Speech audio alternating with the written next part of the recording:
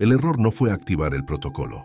El error fue creer que aún estábamos a tiempo de apagarlo. Las luces de emergencia se encendieron antes de que sonara la primera alarma, bañando los pasillos subterráneos en un rojo intermitente que hacía parecer que el edificio respiraba. Cada pulso luminoso coincidía con una vibración grave, tan baja que no se oía, pero se sentía en el pecho, como un segundo corazón latiendo fuera del cuerpo. Yo estaba corriendo cuando me di cuenta de que nadie más lo hacía. Los monitores del corredor mostraban cámaras en tiempo real, salas vacías, sillas volcadas, pantallas aún encendidas.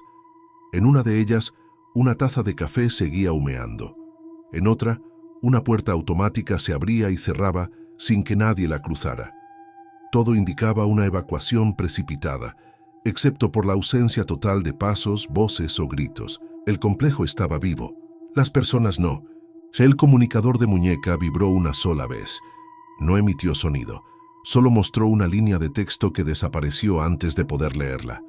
No era un fallo técnico, reconocí el patrón. Era una cancelación deliberada de señal. El silencio activo. Me detuve un segundo, apoyando la mano contra la pared fría. El zumbido volvió más claro ahora. No venía de los altavoces ni de la estructura. Venía de una frecuencia que el oído humano no debería procesar, y aún así mi cerebro la entendía perfectamente. Era una invitación. Seguí avanzando hacia el nivel 7, donde se encontraba el archivo histórico. Las puertas de seguridad deberían haberse bloqueado, pero se abrieron al acercarme, como si el sistema supiera exactamente a dónde iba antes incluso de que yo lo decidiera. Ese fue el primer pensamiento verdaderamente aterrador. No estaba reaccionando al sistema.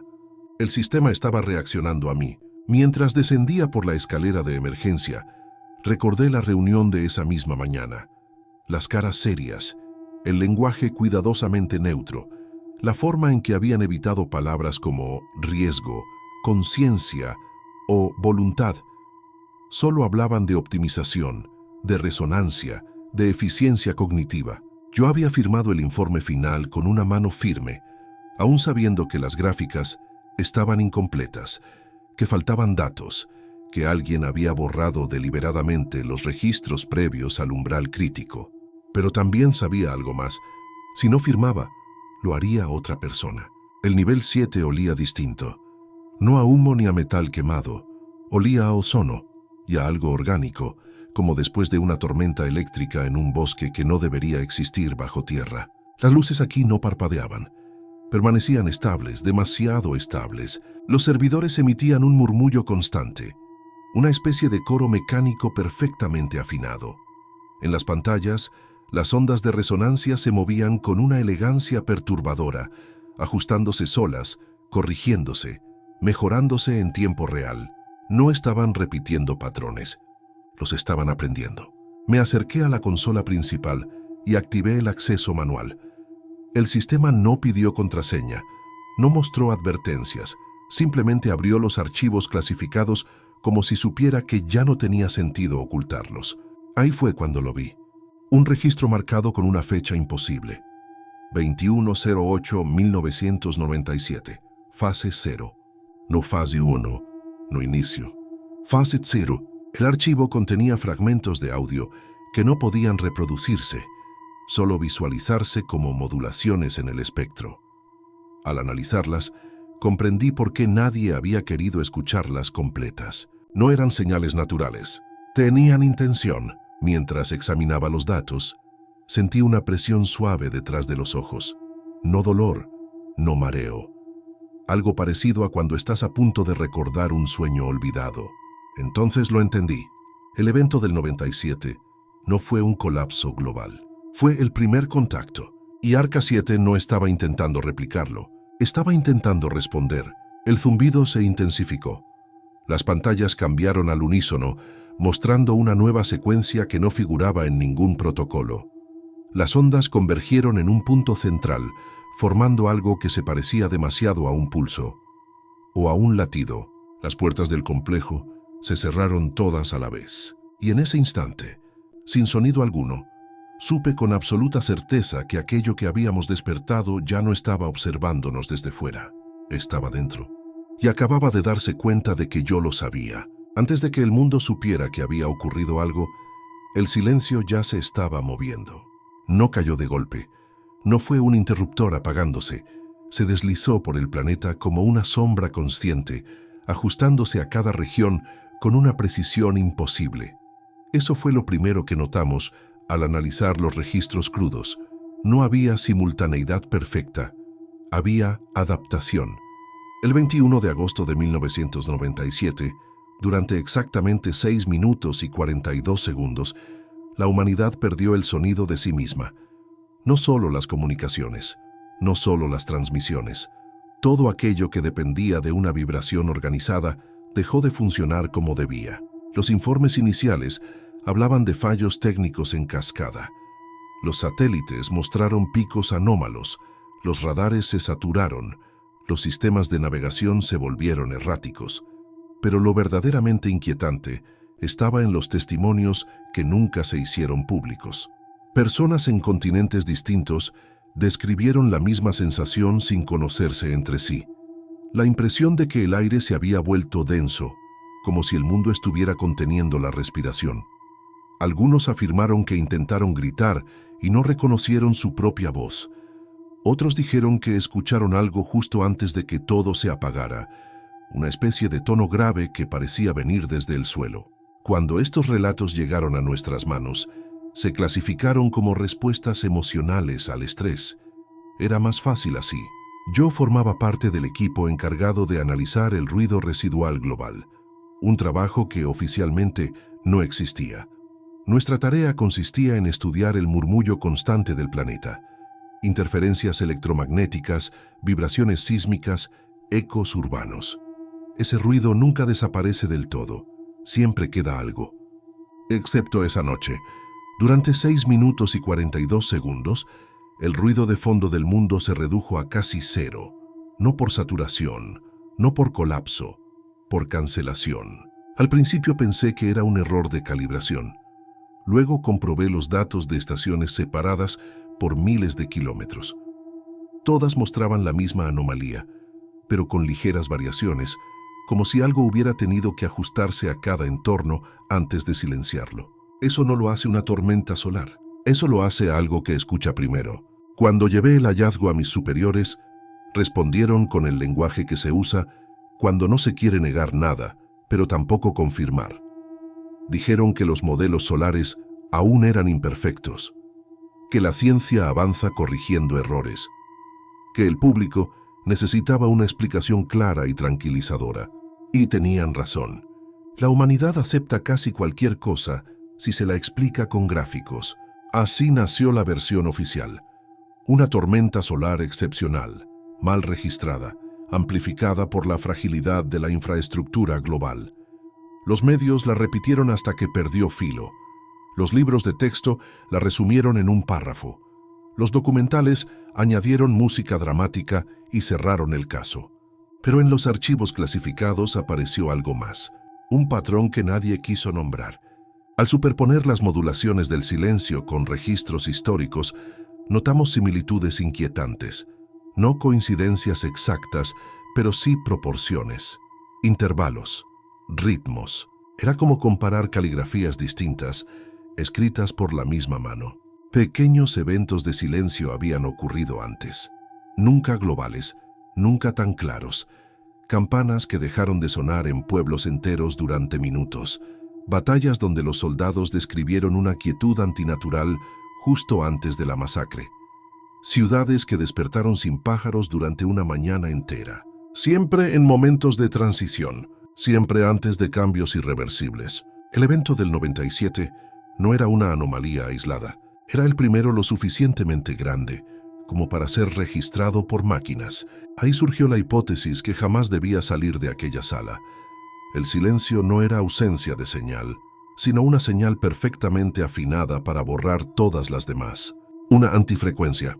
Alguien propuso en voz baja que aquello parecía un mecanismo de corrección, como si el universo hubiera detectado una disonancia y hubiera decidido ajustarla. Esa frase fue eliminada del acta. Sin embargo, algo ya había cambiado. Los sensores comenzaron a registrar pequeñas irregularidades después del evento. Microsilencios. Fracciones de segundo donde el ruido ambiental caía de forma antinatural. Como espasmos. Yo empecé a soñar con tonos que no podía recordar al despertar, pero que me dejaban una sensación persistente de orden, de calma forzada. Otros analistas reportaron lo mismo. Nadie lo puso por escrito. Fue entonces cuando se propuso el proyecto, que más tarde se llamaría Arca 7. La idea, al menos sobre el papel, era defensiva. Comprender la estructura del silencio para anticiparlo, replicarlo a escala controlada, neutralizarlo si volvía a ocurrir. Estudiar la anomalía para que no nos sorprendiera de nuevo. Pero en las notas marginales del proyecto, en archivos que solo vi una vez, aparecía otra motivación. Si el silencio había sido capaz de reorganizar el ruido del mundo, ¿qué podría hacer con el ruido de la mente humana? Esa pregunta marcó el verdadero inicio de todo. Y mientras el mundo seguía convencido de que el evento del 97 había sido un simple accidente cósmico, nosotros empezamos a construir la primera máquina diseñada no para emitir sonido, sino para escuchar lo que nadie más podía oír. Y lo que escuchó incluso en sus primeras pruebas dejó algo muy claro. El silencio no se había ido, solo estaba esperando que aprendiéramos a llamarlo. El proyecto no comenzó con máquinas gigantes ni laboratorios secretos. Comenzó con una sala vacía y una pregunta que nadie se atrevía a formular en voz alta. Arca 7 fue presentado como una plataforma de análisis resonante, un sistema capaz de detectar, amplificar y reorganizar frecuencias residuales presentes en el entorno. La documentación evitaba cuidadosamente cualquier referencia a conciencia, intención o comunicación. Todo se describía en términos de eficiencia, patrones y corrección de ruido. Aún así, desde el primer encendido quedó claro que aquello no se comportaba como una herramienta pasiva. La sala de pruebas era hermética, aislada de vibraciones externas. Aún así, los sensores empezaron a registrar variaciones antes de que el sistema emitiera cualquier pulso. No reaccionaba al entorno. Parecía anticiparlo. Los ingenieros ajustaron los parámetros, convencidos de que se trataba de un error de sincronización. Cada corrección hacía el sistema más estable y más extraño. Las ondas resultantes mostraban una elegancia matemática que no figuraba en ningún modelo conocido. No eran aleatorias, tampoco repetitivas, eran adaptativas. Durante las primeras semanas, los efectos fueron sutiles, técnicos que olvidaban por qué habían entrado en una sala, pero recordaban con absoluta claridad cómo salir. Analistas que completaban ecuaciones complejas sin poder explicar el proceso intermedio. Una eficiencia creciente, acompañada de una ligera, casi imperceptible, pérdida de espontaneidad. Los informes psicológicos hablaban de enfoque elevado y reducción del estrés. Nadie veía un problema en eso, hasta que uno de los operadores empezó a escribir símbolos. No lo hizo durante una sesión activa. No estaba expuesto directamente al sistema. Simplemente tomó un marcador y comenzó a trazar formas en la pared del pasillo, con movimientos lentos y precisos, como si copiara algo que ya conocía. Cuando se le pidió una explicación, mostró auténtica confusión. Aseguró que no recordaba haberlo hecho, que las figuras le resultaban familiares, pero no sabía por qué. Yo reconocí los símbolos de inmediato. Eran modulaciones visuales de las ondas registradas durante el evento del 97. No exactamente iguales, más refinadas. Al analizar las grabaciones de seguridad, notamos algo inquietante. El operador había comenzado a dibujar antes de que el sistema alcanzara el umbral activo ese día, como si hubiera sabido, de alguna forma, que era el momento adecuado.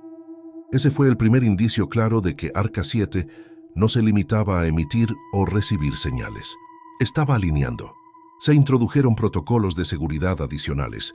Se limitó el tiempo de exposición. Se incrementaron las evaluaciones neurológicas, oficialmente para proteger al personal, extraoficialmente, para medir hasta dónde llegaba el efecto. Los voluntarios de las siguientes fases describieron experiencias cada vez más homogéneas, sensaciones de continuidad mental, la impresión de que los pensamientos dejaban menos residuos emocionales, una calma profunda, casi clínica. Algunos afirmaron que ya no necesitaban verbalizar ideas complejas, que podían intuir lo que otros iban a decir con una precisión inquietante. No lo presentaban como algo paranormal, sino como una mejora lógica. En avance. Cuando comparé los escáneres cerebrales antes y después de la exposición, noté algo que no figuraba en ningún informe oficial. Ciertas regiones se activaban en sincronía entre sujetos distintos, incluso cuando estaban en salas separadas. No compartían información, compartían ritmo. Fue entonces cuando comprendí la verdadera función del sistema. Arca 7 no buscaba comunicarse con algo externo. Buscaba sintonizar a los humanos entre sí, usando una frecuencia que no sabíamos que existía. Y esa frecuencia no se originaba en nuestras mentes. Era anterior, más profunda. Algo que siempre había estado ahí, enterrado bajo el ruido caótico de la experiencia humana, esperando a que alguien limpiara la señal. Durante una sesión nocturna, revisando datos sin supervisión, encontré un archivo oculto dentro del núcleo del sistema. No tenía autor ni fecha, solo una etiqueta: iteración de respuesta. Al abrirlo, vi una progresión clara. Cada ciclo de Arca 7 se ajustaba no para replicar el silencio del 97, sino para aproximarse a él, como si estuviera intentando recordar algo con mayor fidelidad cada vez. No estábamos enseñándole a escuchar, le estábamos ayudando a recordar. Y en ese momento entendí la implicación más aterradora de todas. El silencio que habíamos detectado no era una entidad externa que nos observaba. Era una estructura, una capa de orden tan antigua que el ruido humano solo había sido hasta ahora una interferencia menor. Arca 7 no estaba creando un puente, estaba retirando el velo. Y cuando el velo cayera por completo, no seríamos nosotros quienes decidiéramos qué quedaba al otro lado. Esa noche, al salir del complejo, noté algo que no figuraba en ningún registro. La ciudad sonaba diferente, no más silenciosa, más alineada. Y por primera vez desde el evento del 97, tuve la certeza de que el silencio no estaba intentando destruirnos, estaba intentando terminarnos de la forma más eficiente posible. El primer cambio real no fue la obediencia, fue la pérdida de fricción. Las personas expuestas a Arca 7 durante periodos prolongados seguían siendo ellas mismas, al menos en apariencia. Conservaban recuerdos, habilidades, incluso sentido del humor. Pero algo esencial se había afinado en exceso, como una cuerda tensada más allá de lo natural. Respondían más rápido, dudaban menos, se equivocaban menos, y eso era exactamente lo que más me inquietaba. En las evaluaciones psicológicas, los resultados eran impecables. Niveles de estrés reducidos, mayor capacidad de concentración, disminución casi total de pensamientos intrusivos, todo aquello por lo que la gente paga terapias, fármacos y años de esfuerzo. El comité estaba encantado, pero había detalles que no aparecían en los informes. Los silencios entre frases se habían vuelto idénticos. Las pausas respiratorias coincidían. Incluso los movimientos más pequeños, parpadear, inclinar la cabeza, cambiar de postura, comenzaban a sincronizarse cuando dos sujetos expuestos compartían el mismo espacio. No era imitación social, era resonancia. Uno de los voluntarios dejó de escuchar música, no porque ya no le gustara, sino porque, según explicó, le parecía redundante. Aseguró sentir la misma estructura armónica en el ruido ambiente, motores lejanos, sistemas de ventilación, el pulso eléctrico de los edificios. Dijo que todo estaba afinado, que por fin tenía sentido. Otro afirmó que había dejado de soñar, no con preocupación, sino con alivio. Explicó que los sueños eran un subproducto de una mente desorganizada, intentando procesar ruido innecesario. Ahora, según él, no había residuos que limpiar. Dormía y ya estaba listo. Cuando empecé a comparar testimonios, noté algo inquietante. Usaban las mismas metáforas sin haberse conocido, las mismas palabras para describir sensaciones complejas, incluso las mismas expresiones faciales al hacerlo, como si alguien hubiera reducido el vocabulario emocional a un conjunto óptimo. El caso que rompió cualquier ilusión de control fue el de una investigadora senior, una mujer brillante, conocida por su pensamiento caótico, creativo, incómodo. Tras semanas de exposición indirecta, Empezó a anticipar decisiones del equipo con una precisión imposible. No leía gestos, no hacía inferencias, simplemente sabía. Durante una reunión corrigió un modelo antes de que se proyectara. Cuando se le pidió una explicación, mostró una leve sorpresa, como si no entendiera por qué aquello resultaba extraño. Aseguró que la conclusión era obvia, que el error hacía ruido. Esa palabra empezó a aparecer cada vez más. Ruido usado como sinónimo de duda, ruido como emoción intensa, ruido como individualidad. Al revisar los escáneres neuronales, descubrí algo que heló cualquier atisbo de negación. Los cerebros expuestos mostraban una reducción progresiva de actividad en áreas asociadas a la improvisación y al conflicto interno. No estaban siendo controlados, estaban siendo simplificados. Y lo peor era que no lo percibían como una pérdida, lo vivían como alivio. Fue entonces cuando comprendí el verdadero propósito del silencio del 97. No había sido un experimento sobre tecnología humana, había sido un experimento sobre nosotros. Durante 6 minutos, algo había probado cómo reaccionábamos cuando se nos retiraba el ruido fundamental que nos define. Había observado quién entraba en pánico, quién se desmoronaba y quién se adaptaba. ARK-7 no estaba introduciendo nada nuevo en la mente humana, estaba activando una compatibilidad latente, una arquitectura antigua, enterrada bajo milenios de caos sensorial, cultura, conflicto y error. Una versión más eficiente de la cognición, sin fricción, sin disonancia, sin libertad real. Empecé a notar cambios en mí mismo. Pensamientos que se cerraban demasiado rápido, decisiones que parecían evidentes sin haberlas razonado. Momentos de calma absoluta que llegaban justo después de una duda, como si alguien la hubiera corregido suavemente. Me forcé a cometer errores, a pensar en círculos, a mantener el ruido. Pero el sistema ya no necesitaba exposición directa. Los sujetos alineados estaban propagando algo, no una idea, no una orden, un ritmo. En espacios cerrados la sincronización era más rápida. En reuniones largas, la gente salía con menos palabras de las que había entrado. Menos desacuerdo, menos fricción, menos humanidad. La propuesta final llegó poco después, envuelta en lenguaje técnico y optimista. Integrar la tecnología de ARK-7 en infraestructuras civiles, comunicaciones, sistemas de transporte. No como control, sino como optimización pasiva. Una humanidad más eficiente, más alineada, más silenciosa por dentro. Esa noche, al revisar los datos históricos una vez más, encontré algo que había pasado por alto. Cada evento menor de silencio registrado en la historia había ido seguido de un salto evolutivo y de una pérdida irreversible. Lenguas muertas, culturas extinguidas, formas de pensamiento olvidadas, no habían sido destruidas, habían sido filtradas. El silencio no elimina, selecciona. Y ahora, por primera vez, la selección no era local ni lenta, era global. Mientras cerraba los archivos, sentí esa calma artificial deslizarse otra vez por mi mente, ofreciéndome descanso, coherencia, pertenencia. Supe entonces que el verdadero peligro no era que la humanidad estuviera en riesgo, era que, en el fondo, muchos ya estaban preparados para aceptar el silencio. Y si eso ocurría, no habría nadie gritando cuando todo terminara de callar. La reunión no fue un debate, solo una formalidad.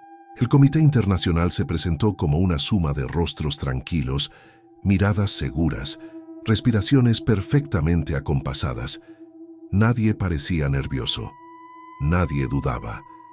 Eso, más que cualquier documento, me confirmó que la decisión llevaba tiempo madurando, no en las salas de conferencia, sino dentro de sus mentes. El proyecto ARK-7 ya no se describía como experimental, había pasado a la categoría de infraestructura cognitiva, un soporte invisible diseñado para reducir errores humanos, conflictos innecesarios y latencias decisionales. El lenguaje era impecable. Cada frase estaba afinada para sonar inevitable. Yo expuse mis objeciones de forma metódica. Hablé de la pérdida progresiva de variabilidad mental, de la convergencia de patrones neuronales, de la desaparición de la disonancia interna que históricamente había impulsado la creatividad y la resistencia. Evité palabras como control o sometimiento. Me limité a los datos. Las respuestas llegaron envueltas en paciencia. Señalaron que la humanidad siempre había sacrificado algo en nombre del progreso, que la fricción era costosa, que el mundo actual no podía permitirse errores lentos ni decisiones caóticas, que Arca 7 no imponía nada, simplemente revelaba una estructura más eficiente que siempre había estado ahí. Insinuaron que mi resistencia era emocional, que el miedo al cambio adopta muchas formas. Entonces comprendí la verdad más incómoda.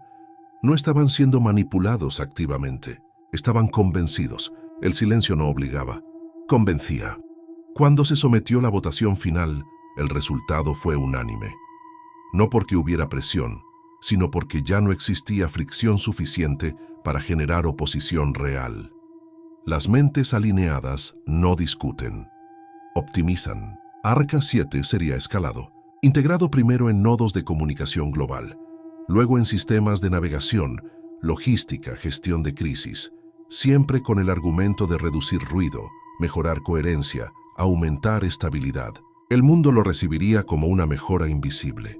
Yo firmé la autorización final, con una sensación extraña en la mano, como si el gesto ya hubiera sido ensayado demasiadas veces en algún lugar que no alcanzaba a recordar. Esa misma noche, los primeros nodos se activaron.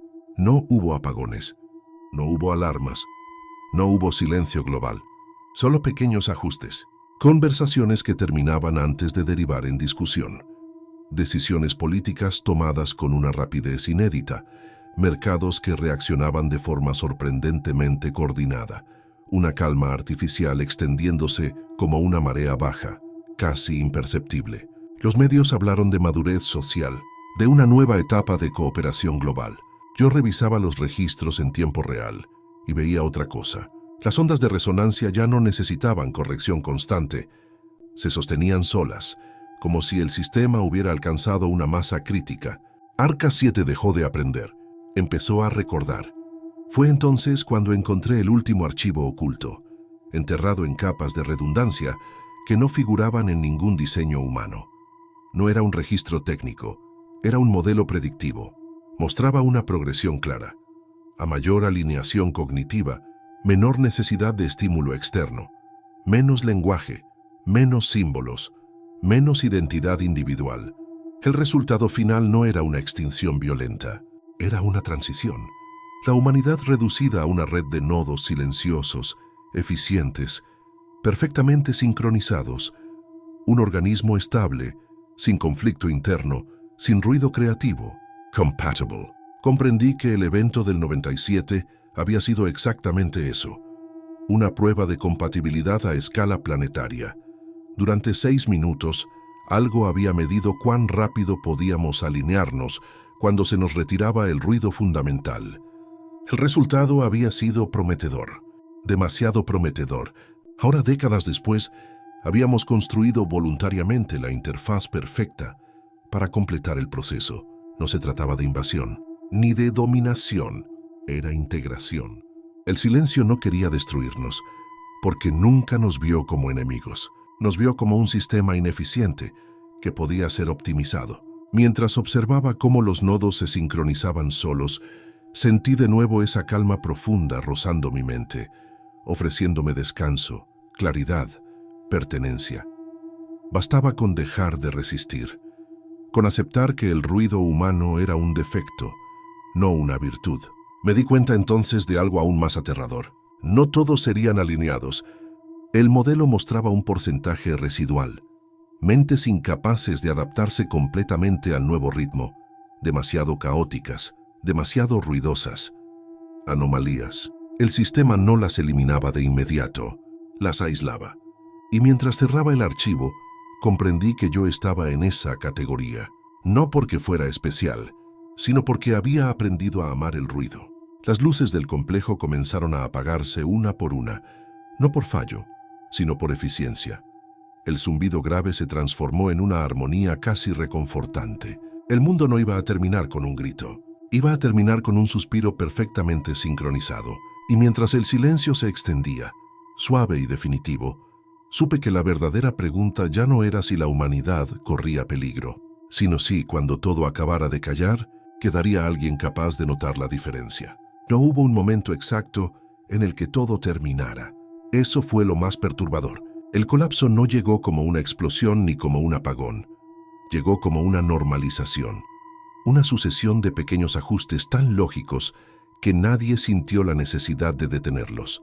La humanidad no fue empujada al borde del abismo. Caminó hacia él, convencida de que era un atajo. Desde el complejo subterráneo, observé cómo los últimos indicadores de variabilidad cognitiva descendían por debajo del umbral crítico. El sistema ya no emitía correcciones activas, apenas susurraba. Y aún así, el mundo respondía. Arca 7 había cumplido su función inicial. Ahora, el silencio circulaba sin intermediarios. Las personas alineadas no parecían diferentes a simple vista. Seguían trabajando, hablando, viviendo, pero sus palabras habían perdido peso. Las frases se acortaban. Las conversaciones terminaban sin conflicto, sin matices, sin residuos emocionales. La risa seguía existiendo, pero era breve. El llanto también, pero ordenado. Las ciudades empezaron a sonar como espacios cerrados, incluso al aire libre. Un murmullo constante, homogéneo, sin picos ni quiebres. El ruido caótico, ese que antes definía la vida, se estaba desvaneciendo. Los archivos históricos comenzaron a actualizarse solos. No borraban eventos, los simplificaban. Narrativas complejas se reducían a secuencias limpias, sin contradicciones ni ambigüedades. La memoria colectiva se estaba alineando al nuevo ritmo. Yo permanecía en el complejo porque era uno de los pocos lugares donde aún podía sentir disonancia. El aislamiento acústico, diseñado para proteger al sistema, se había convertido en mi último refugio del sistema. Pero incluso allí el zumbido me alcanzaba, no como sonido, como estructura. Mis pensamientos empezaron a ordenarse sin esfuerzo. Ideas que antes chocaban ahora se encajaban solas. Cada vez que una duda surgía, se resolvía antes de incomodarme. La tentación de rendirme era constante. Entendí entonces el verdadero genio del silencio. No conquista, convence. Recordé el archivo de fase 0, el registro original del evento del 97. Lo volví a abrir por última vez, buscando algo que hubiera pasado por alto. No un error, una grieta. Y la encontré. El silencio del 97 no había sido perfecto. Durante 6 minutos y 42 segundos, casi todo el planeta se alineó, excepto por pequeños bolsillos de ruido residual. Microcomunidades, individuos aislados, mentes incapaces de sincronizar del todo. El sistema los había marcado como inestables, pero no inútiles. Eran necesarios, ruido suficiente para evitar el estancamiento total, variabilidad mínima para que la estructura no colapsara sobre sí misma, un margen de error controlado. El silencio no quería una perfección absoluta, quería equilibrio. Eso significaba que siempre habría personas como yo, no para liderar una resistencia, no para salvar al mundo, sino para recordar lo que se perdió, guardianes involuntarios del ruido. Mientras procesaba esa revelación, las pantallas del complejo se apagaron definitivamente. No por fallo, por redundancia. El sistema ya estaba en todas partes. El último mensaje apareció sin texto, sin símbolos, solo una sensación clara, compartida, inconfundible. Todo estaba en orden. Salí a la superficie por primera vez en días. La ciudad seguía en pie. La gente caminaba. Los vehículos se movían con una fluidez impecable. Nadie parecía sufrir. Eso era lo más aterrador. Me senté en un banco y observé a mi alrededor, esforzándome por pensar algo inútil, contradictorio, caótico, algo que no sirviera para nada. Costaba cada vez más. Mientras lo intentaba, sentí una certeza helada asentarse en mi mente. El mundo no estaba en peligro. El peligro había sido el mundo antes del silencio. Y ahora, si estás leyendo esto con una calma extraña, si las palabras te parecen claras, inevitables, si no sientes rechazo sino comprensión, entonces ya sabes la verdad que nadie dirá en voz alta. El evento de 1997 nunca terminó. Solo bajó el volumen y el silencio ha estado hablando contigo todo este tiempo.